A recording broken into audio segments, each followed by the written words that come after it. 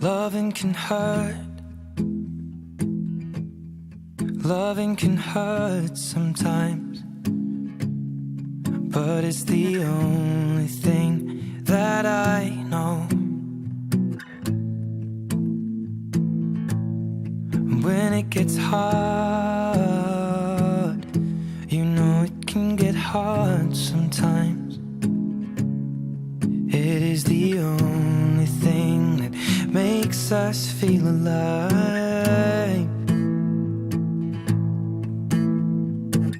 We keep this love in a photograph.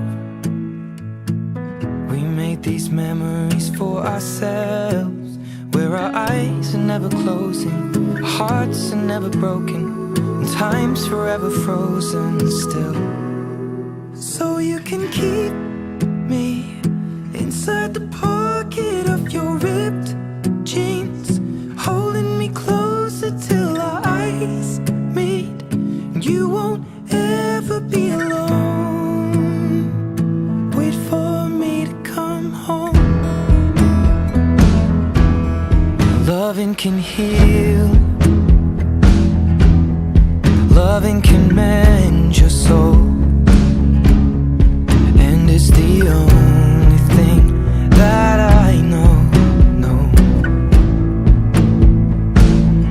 I swear it will get easier. Remember that with every piece of you.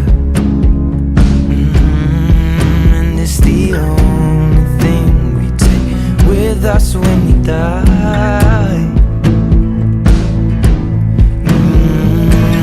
We keep this love in a photograph. We made these memories for ourselves, where our eyes are never closing, hearts were never broken, time's forever frozen still. So you can keep me inside the pocket of your ripped jeans, holding me closer till our eyes meet. You won't ever be alone. And if you hurt me, that's okay, baby. Only words bleed inside these pages. You just hold me. I won't ever let you go. Assalamualaikum warahmatullahi wabarakatuh. Perkenalkan, nama saya WISNU UTOMO, NIM B2140398. Pada kesempatan kali ini saya akan mempresentasikan materi pengauditian 2 dengan dosen pengampu Bapak Muhammad Rahmatullah, dengan materi yang berjudul Sampling Audit untuk Pengujian Pengendalian dan Pengujian Substantif atas Transaksi. Pada kesempatan kali ini saya akan menyampaikan sub-sub materi yang akan kita bahas. Yang pertama yaitu sampel representatif, yang kedua sampel statistik versus sampel non-statistik, dan pemilihan sampel probabilistik versus sampel non-probabilistik.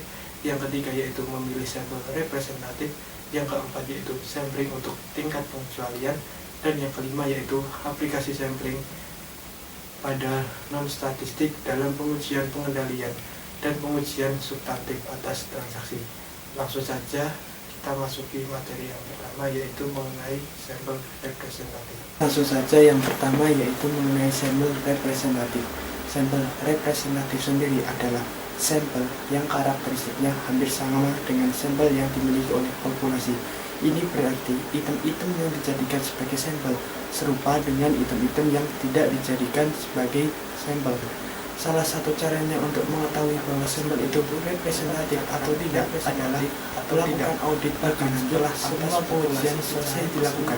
Salah satu caranya untuk mengetahui bahwa sampel itu representatif atau tidak adalah melakukan audit lebih lanjut atas populasi secara keseluruhan. Akan tetapi, auditor dapat meningkatkan kemungkinan sampel dianggap representatif dengan menggunakannya secara cermat ketika merancang proses sampling, pemilihan sampel, dan evaluasi hasil sampel. Hasil sampel dapat menjadi non-representatif akibat kesalahan non-sampling atau kesalahan sampling. Resiko dari kedua jenis kesalahan yang terjadi tersebut disebut sebagai resiko non-sampling dan resiko sampling. Keduanya dapat dikendalikan. Yang dapat dikendalikan yaitu resiko sampling dan resiko non-sampling sendiri. Resiko non-sampling sendiri yaitu resiko bahwa pengujian audit tidak menemukan pengecualian yang ada dalam sampel. Dua penyebab resiko non-sampling adalah kegagalan auditor untuk mengendalikan pengecualian dan prosedur audit yang tidak sesuai dengan apa yang diinginkan atau tidak sesuai atau tidak efektif. Resiko non-sampling adalah resiko bahwa pengujian audit tidak menemukan pengecualian yang ada di dalam sampel.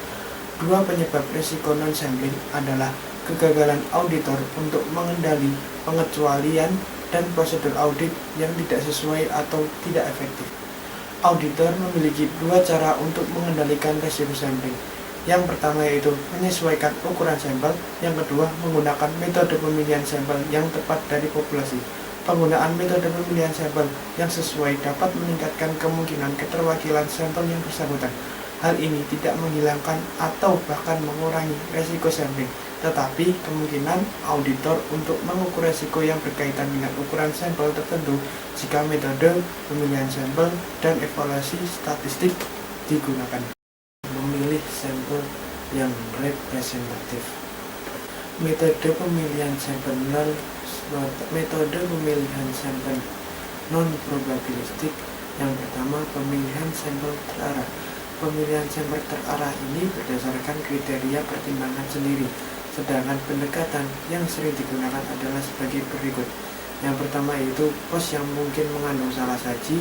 Yang kedua, pos yang mengandung karakteristik populasi terpilih, cakupan nilai uang yang besar. Kemudian yang kedua, pemilihan sampel blok. Auditor memilih pos pertama dalam suatu blok dan sisanya dipilih secara berurutan. Pemilihan sampel tersebut dapat diterima apabila blok yang digunakan yaitu blok yang masuk akal. Selanjutnya yaitu yang ketiga, pemilihan sampel sembarangan adalah pemilihan sampel atau pos tanpa bias yang disengaja oleh auditor, di mana di sini auditor memilih item populasi tanpa memandang ukurannya, sumber atau karakteristik lainnya yang membedakan, atau dapat dikatakan bahwa pemilihan sampel sembarang ini yaitu secara random. Kemudian metode pemilihan sampel probabilistik. Yang pertama, pemilihan sampel acak sebenarnya. Setiap kombinasi dari populasi yang mungkin memiliki kesempatan yang sama dimasukkan ke dalam sampel. Metode yang digunakan antara lain yaitu tabel angka acak, metode untuk memastikan bahwa semua item dalam populasi memiliki kesempatan yang sama untuk dipilih. Angka acak adalah serangkaian digit yang memiliki probabilitas yang sama yang muncul selama jangka panjang dan tidak memiliki pola yang dapat diidentifikasi. Yang kedua, angka acak yang dihasilkan komputer. Sebagian besar acak yang digunakan auditor dihasilkan oleh komputer menggunakan salah satu dari jenis program. Yang kedua yaitu pemilihan sampel sistematis. Auditor menghitung suatu interval dan kemudian memilih item-item yang akan dijadikan sampel berdasarkan ukuran interval tersebut. 3. Pemilihan sampel probabilitas yang profesional dengan ukuran dan bertahap. Ada dua cara untuk memperoleh sampel yang menekankan item-item populasi dengan jumlah yang tercatat yang lebih besar. Yang pertama yaitu mengambil sampel di mana probabilitas pemilihan setiap item populasi individual bersifat proporsional dengan jumlah tercatatnya, dan yang kedua membagi populasi ke dalam subpopulasi sendiri. Selanjutnya, sampling untuk tingkat pengecualian. Auditor menggunakan sampling pada pengujian pengendalian dan pengujian substantif atas transaksi untuk mengestimasi presentasi item-item dalam populasi yang memiliki karakteristik atau atribut kepentingan. Auditor sangat memperhatikan jenis pengecualian berikut dalam populasi data akuntansi. Yang pertama yaitu penyimpangan atau deviasi dari pengendalian yang diterapkan oleh klien. Yang kedua, salah saji moneter dalam populasi dan transaksi. Yang ketiga, salah saji moneter dalam populasi rincian saldo akun. Mengetahui tingkat pengecualian yang bermanfaat bagi dua jenis pengecualian. Yang pertama yaitu melibatkan transaksi. Kemudian tingkat pengecualian dalam suatu sampel akan digunakan untuk mengestimasi tingkat pengecualian dalam populasi, yang merupakan estimasi terbaik auditor atas tingkat pengecualian populasi itu sendiri. Aplikasi sampling audit non-statistik dalam pengujian pengendalian dan pengujian substantif atas transaksi. Auditor menggunakan 14 langkah yang dirancang dengan baik untuk menerapkan sampling audit atas pengujian pengendalian dan pengujian substantif atas transaksi. Langkah-langkah tersebut dibagi menjadi 3 tahap yang telah digambarkan sebelumnya. Auditor harus mengikuti langkah-langkah tersebut dengan cermat untuk memastikan diterapkannya persyaratan audit maupun sampling dengan benar. 14 tahap tersebut dibagi menjadi 3 tahap. Tahap pertama yaitu merencanakan sampel. Terdapat 9 langkah. Tahap pertama, merencanakan sampel. Di dalamnya mengandung 9 langkah, yaitu yang pertama, menyatakan tujuan pengujian audit. Yang kedua, memutuskan apakah sampling audit dapat diterapkan. Yang ketiga, mendefinisikan atribut kondisi pengecualian. Yang kelima, mendefinisikan populasi.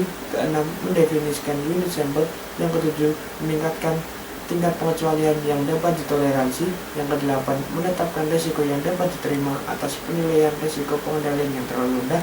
Yang kesembilan, mengestimasi tingkat pengecualian populasi dan menentukan ukuran sampel awal.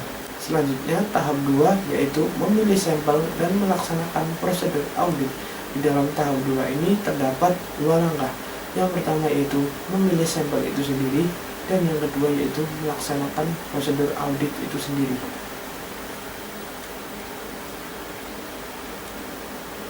Yang terakhir atau tahap 3 yaitu mengevaluasi hasil.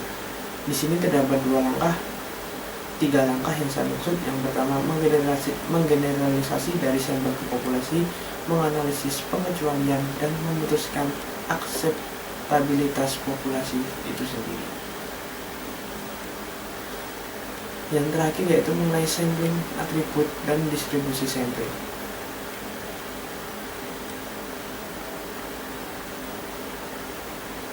Sampling atribut adalah metode sampling statistik yang paling sering digunakan untuk pengujian pengendalian dan pengujian substantif atas transaksi. Aplikasi sampling atribut untuk pengujian pengendalian dan pengujian substantif atas transaksi memiliki lebih banyak kemiripan. Perbedaan utama ini terletak pada perhitungan ukuran sampai sampel awal yang menggunakan tabel yang dikembangkan dan redistribusi probabilistik. Sedangkan distribusi sampling sendiri yaitu distribusi frekuensi hasil semua sampel berukuran khusus yang dapat diperoleh dari populasi yang memiliki beberapa karakteristik tertentu. Cukup sekian presentasi yang dapat saya sampaikan. Apabila ada kekurangannya dari saya mohon maaf. Billahi fisabilil haq fastabiqul khairat. Wassalamualaikum warahmatullahi wabarakatuh. Our eyes are never closing, hearts were never broken, time's forever frozen still. So you can keep me inside the pocket of your ripped jeans, holding me closer till our eyes meet. You won't ever be alone, and if you hurt me, that's okay, baby, only words, please. Inside these pages, you just hold